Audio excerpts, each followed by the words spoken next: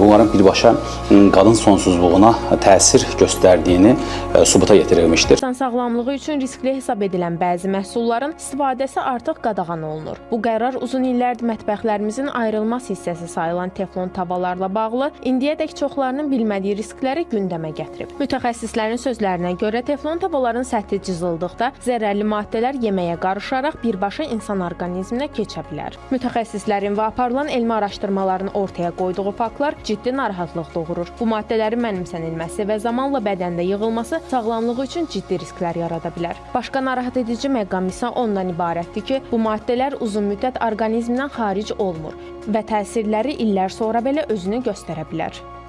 Metabolizmaya ciddi təsir göstərir. Endokrin hormonal balansa ciddi problem göstərir. Qalxana bənzər vəzi xəstəliklərinin artmasına gətirib çıxardır. Bundan başqa, eyni zamanda immun sisteminin kəskin zəifləməsinə və tez-tez xəstələnmə hallarına gətirib çıxarda bilər. Aparılmış bir elmi araşdırmada da bunların birbaşa qadın sonsuzluğuna təsir göstərdiyini sübuta yetirilmişdir.